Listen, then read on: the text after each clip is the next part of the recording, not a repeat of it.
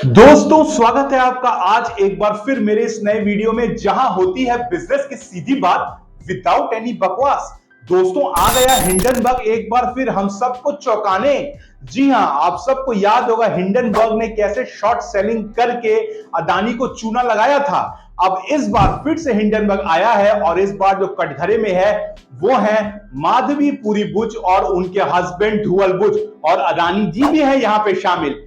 लेकिन माधवी पुरी बुच कौन है? वो है सेबी की चेयरपर्सन, जो कि पहली महिला है जो सेबी को लीड कर रही हैं। आज हम आपको वीडियो में यह बताएंगे कि माधुरी पुरी बुच कौन है, उनके हस्बैंड धुवल बुच कौन है, और यह पूरा मामला क्या है हिंडनबर्ग का जिनमें उनका नाम उभर कर आया है।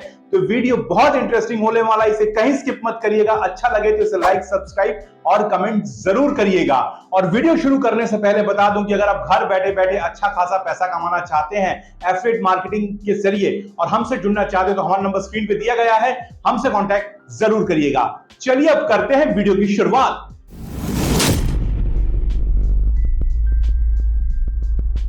माधवी पुरी बुच, जी हां, शायद ये नाम आप सब ने नहीं सुना होगा। माधवी माधवी जी जो हैं वो सेबी की पहली महिला चेयरपर्सन है जिन्हें 2022 1 मार्च को इस पोस्ट में अपॉइंट किया गया था। लेकिन माधवी जी कौन है, आइए सबसे पहले हम ये जानते हैं। माधवी जी का जन्म 1966 यानी 1966 में मुंबई में हुआ था और वो वहीं पर पली बड़ी हैं। बचपन से ही माधवी जी फिजिक्स और मैथमेटिक्स में यानी मैथ्स में बहुत अच्छी थी। उन्होंने आईआईएम अहमदाबाद से अपना एमबीए कंप्लीट किया और इसके बाद 1989 में वो फाइनेंस के सेक्टर में आई और आईसीआईसीआई बैंक उन्होंने ज्वाइन किया। अब यहां पर उन्होंने खूब तरक्की की, खूब मेहनत की और 2009 आते आते वो आईसीआईसीआई सिक्योरिटीज को लीड करने वाली यानी उसकी मैनेजिंग डायरेक्टर और सीईओ बन गई थी। वो महिला थी और वो इस मेहनत से इस पोस्ट तक पहुंची।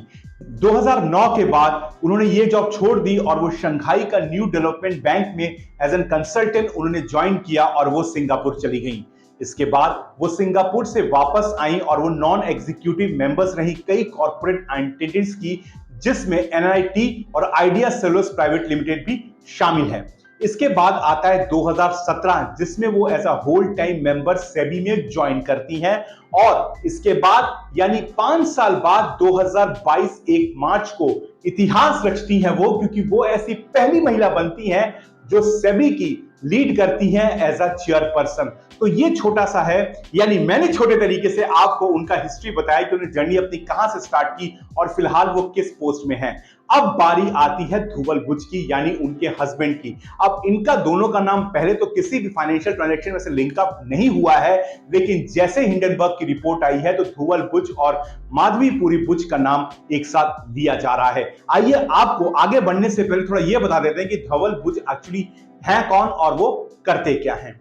तो धुवल बुच का जो लिंक्डइन प्रोफाइल है वो ये बताता है कि वो ब्लैकस्टोन के साथ जुड़े हुए हैं एज अ सीनियर एडवाइजर और इसके साथ साथ वो एलरास और मर्शल के साथ भी जुड़े हुए हैं। अब ये ब्लैकस्टोन क्या है?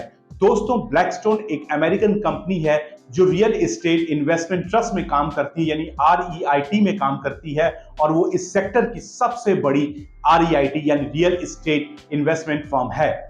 अब इसके साथ साथ उनका लिंक्डइन प्रोफाइल ये भी बताता है कि वो पहले यूनिलीवर में भी काम कर चुके हैं। अब मैं आपको इससे पहले कि ये बताऊं कि हिंडनबर्ग ने क्या आरोप माधवी पुरी बुच और उनके हस्बैंड पर लगाए हैं, आपको ये बता दूं कि दोनों हस्बैंड वाइफ ने एक जॉइंट स्टेटमेंट इश्यू की है जिसमें उन्होंने कहा है कि जो भी आरोप उन पर लगाए गए हैं वो बिल्कुल बेसलेस हैं, वो बिल्कुल उनका कोई आधार नहीं है, निराधार वो एलिगेशंस हैं। और उन्होंने कहा है कि ये एक तरीके का रिवेंज है जो हिंडनबर्ग लेना चाहता है, क्योंकि उन पर एक्शन लिया गया था, सेबी ने उस पर एक्शन लिया था, इसलिए हिंडनबर्ग बदला ले रहा है। और उन्होंने यहां तक कहा कि हम जल्द ही अपनी फाइनेंशियल ट्रांजैक्शंस जो हमारी हुई हैं उस पीरियड में, जिस पीरियड में हिंडनबर्ग उन पर ये एलिगेशंस लगा रहा है, हम रिपोर्ट के साथ यानी हम पूरी फाइनेंशियल डॉक्यूमेंट्स को दिखाने के लिए तैयार कि हमने कोई भी गलत काम नहीं किया है, हम फाइनेंशियल जो हमारे डॉक्यूमेंट्स हैं उसको रिवील करने के लिए तैयार हैं और हम ज्यादा खुलासा जल्द ही करने जा रहे हैं इस पर। चलिए अब आपको यह बताते हैं कि दरअसल हिंडनबर्ग ने क्या आरोप लगाए हैं माधवी पर और उनके हस्बैंड धुवल पर, और इसमें गौतम अदानी और उनका जो समूह है उनका इन्वॉल्वमेंट कैसे आता है। अब वीडियो में आपको आगे ये बताते हैं। तो दोस्तों अब समझते हैं कि आरोप क्या है। 22 मार्च 2017 यानी जब माधवी सेबी ज्वाइन करने वाली थी as a whole time member, उसके जस्ट कुछ दिनों पहले ही उनके हस्बैंड ध्रुवल लेटर लिखते हैं मॉरिशियस बेस्ड फंड एडमिनिस्ट्रेटर टाइडेंट को कि वो उनकी वाइफ का नाम ग्लोबल डायनेमिक अपॉर्चुनिटीज फंड से बाहर कर दे और जो अकाउंट्स है उसको जो संभालने की पूरी जिम्मेदारी है, यानी उनके अकाउंट्स को ऑपरेट करने की जो पूरी रिस्पॉन्सिबिलिटी है वो ध्रुवल की हो।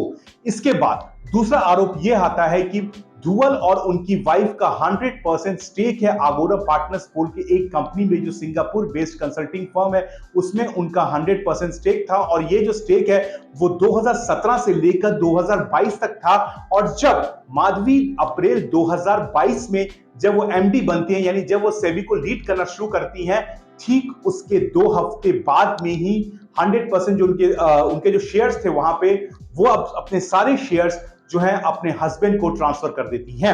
अब तीसरा जो एलिगेशंस ये आता है कि ब्लैकस्टोन जिस कंपनी में वो सीनियर एडवाइजर सीनियर कंसल्टेंट है, उनके हस्बैंड यानी जो ध्रुवल उनके हस्बैंड हैं, इसके बावजूद ब्लैकस्टोन, मैंने आपको कहा कि वो रियल स्टेट इन्वेस्टमेंट ट्रस्ट है, इसके बावजूद उनके हस्बैंड को इस बारे में यानी म्यूचुअल फंड से कैपिटल मार्केट के बारे में कोई भी जानकारी नहीं है, क्योंकि वो मार्केटिंग चेन में थे यूनिलीवर में। इसके बावजूद उनको इतनी बड़ी जिम्मेदारी ब्लैकस्टोन में दी जाती है और ध्रुवल के 2019 में ब्लैकस्टोन ज्वाइन करने के बाद ऐसे कई फैसले हैं जो सेबी लेती है जो ब्लैकस्टोन के पक्ष में जाते हैं। यानी यह आरोप लगाया जा रहा है कि यहां पर कहीं ना कहीं एक कोलिजन था जो ब्लैकस्टोन और सेबी यानी जो माधवी हैं उनके बीच में हुआ था।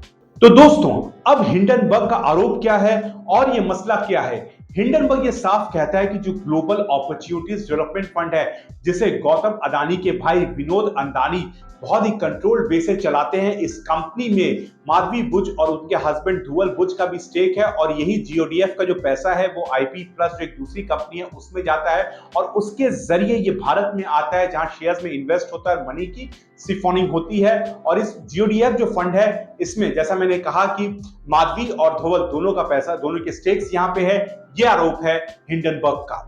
अब हिंडनबर्ग ये साफ कहती है कि जो पुलिस है यानी जिस पर कार्रवाई करने का जिम्मेदारी होनी चाहिए वही मनी सिफोनिंग में शामिल है और ये एक स्कैंडल है।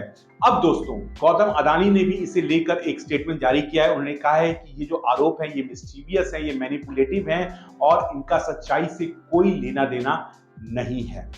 अब आपका इस मामले में क्या कहना है? क्या आप सोचते हैं कि हिंडनबर्ग सही है या फिर दूसरा पक्ष जो ये आरोप लगा रहा है वो सही है?